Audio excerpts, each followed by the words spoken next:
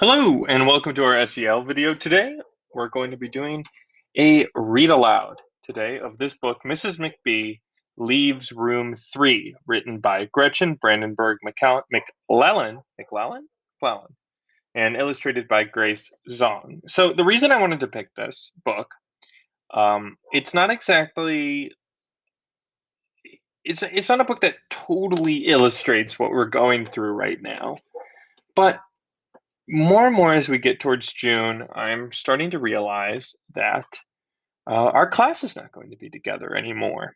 And whether or not you're in our class or whether or not you're in a different second grade class, I'm starting to realize, or any class really at CWC, I'm starting to realize that our classes are not going to be together anymore in the way that they were together this past year. Next year, you're going to come in to third grade or whatever grade you're going into with a new teacher, with new classmates next to you.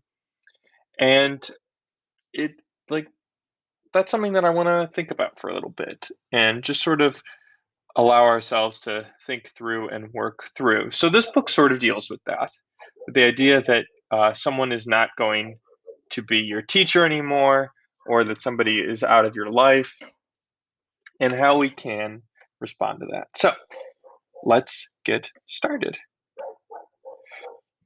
A great sigh from room 3 echoed down the halls of Mayflower Elementary. "They heard," said the principal. "They heard," said the custodian. "They heard," said the lunch ladies. Mrs. McBee had just told her class that she would not be returning to school after summer vacation. "But you won't get to see me again," said Jamaica. "Or hear me read," said Max. "Or see how much bigger I grew," said Lou. "You can't go," William said. "Nothing will ever be the same without you." "I won't be far away," said Mrs. McBee. "But now it's time to squeaky clean our desks and get the rest of the room ready too. Squeaky clean your desks and get the rest of the room ready too." "Ready for what?" Flora asked. "For our time together to end," said Mrs. McBee. "What can we do?" Jamaica asked. Mrs. McBee dragged a lumpy bag to the front of the room. Things clattered as she fished around inside. She pulled out a clipboard. "What else is in there?" Jamaica asked. "Hard hats and other surprises," said Mrs. McBee. "But before I show you, I need construction experts, librarians, packers, spellers, movers, and animal experts too. Maybe they can find the missing library mouse." Mrs. McBee's eyes twinkled. "Will you help me?" Everyone nodded. Everyone except William. I believe that's William right there. "Who wants to be my assistant?" Mrs. McBee asked. "I do," Jamaica said. Jamaica. Excuse me. Mrs. McBee passed her the clipboard and Jamaica signed up everyone for a team. Everyone except William, who sat with his chin on his knees in the thinking corner. The teams got to work. The construction experts made boxes, the librarians organized books. "William's not helping," Jamaica told Mrs. McBee. "Give him time, honey," Mrs. McBee said. Jamaica huffed. "Here's William not helping. Everyone else is doing something. I wonder why William's not doing anything." The packers filled the boxes, the spellers labeled them, and the movers lined them up. "William's not helping," Jamaica complained. "He'll come around," said Mrs. McBee. Jamaica huffed again, louder.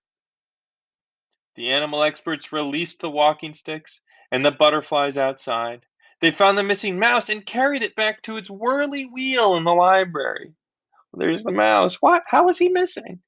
Or she missing?" "William's still not helping," Jamaica reported again.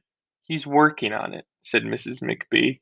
Jamaica huffed as loud as a hurricane. It's probably like, hmm, something like that. When all the boxes were closed and labeled and carted away, the children looked around room 3. They frowned. "It's so empty," said Max. "It's lonely," said Lou. "It's sad," Flora sighed. "I can't remember what it used to look like," Jamaica cried. Mrs. McBee gathered them close. Children, this is called a bittersweet moment. It's like swirly ice cream with sad and happy twisted together. We're sad about saying goodbye, but we're happy about what's ahead. Like playing all day and swimming and camping and reading. And camping and reading, said Mrs. McBee. But when summer is over, we'll be back here, Flora said, without you. That's true, said Mrs. McBee. But you'll be excited about meeting your new teacher and making new friends in a brand new grade. And you'll have each other, too. In the silence that followed, she said, Thank you all for helping today. The children are all excited. I don't see William over here, though, but it looks like Jamaica is a little suspicious. She's suspicious of what William is doing. Jamaica whipped her arm through the air. William didn't help, she protested. Where is that William? Mrs. McBee asked. Jamaica shrugged and pointed to the big lumpy bag at the front of the room. Mrs. McBee, you still haven't shown us what's left in there. Everything, Jamaica, in its own sweet time, said Mrs. McBee. Just then, the custodian carted one box back into room 3. It was marked to Mrs. McBee. It wiggled. What do you think is in there? Kids are like, this is a huge box. Mrs. McBee's like, what's in here? And Jamaica is like, I'm still upset. Mrs. McBee lifted the lid. A yellow hard hat popped up like a jack-in-the-box. Hi, William, said Mrs. McBee. Jamaica stomped her foot. See? All William did was play all day. Mrs. McBee asked, Is that true, William? He shook his head. Then he held out a stack of pictures for everyone to see. The children gathered around William and his pictures. There's Mrs. McBee playing her guitar, said Flora. And us reading, said Max. And room 3 the way it used to be, Jamaica sighed. All their memories from the year, all the things they did together. Here's them singing, playing with their mouse, reading together. William's drawing Mrs. McBee here. He's a great artist. Oh, look, Mrs. McBee is looking at, I think that's an ant. Mrs. McBee, Jamaica said, William was helping all along. He was helping us remember. I know, said Mrs. McBee.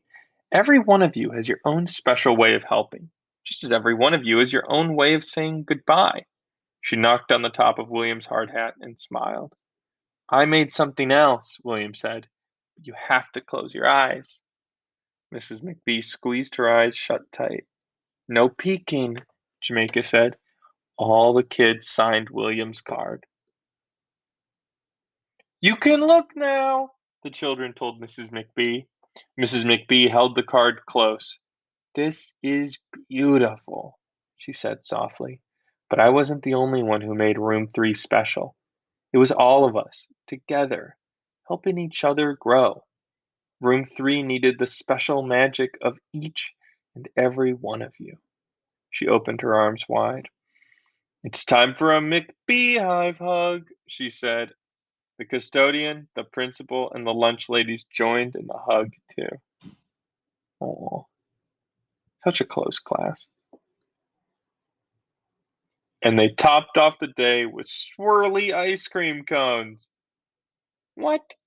Look at, delicious. And they're all playing sports. Got a racket right here, baseball. Oh, even the principal and the custodian and the lunch lady are getting some swirly ice cream cones. The end. All right. Well, I hope you see why that book is really similar to what we're going through. I think we're going to have some SEL lessons in the near future where we talk a little bit about leaving this past school year behind and looking forward to the next school year. So just know that even though we may not be together as the same class again, uh, we're so excited and happy about uh, all the memories we did get to share this past year. And I, for one, am really looking forward to seeing what everyone does next year. What all you everything you do in your class, and how amazing next year is going to be. Everyone is capable of such amazing things, and I personally cannot wait to see you do them. All right. I hope you have a great day.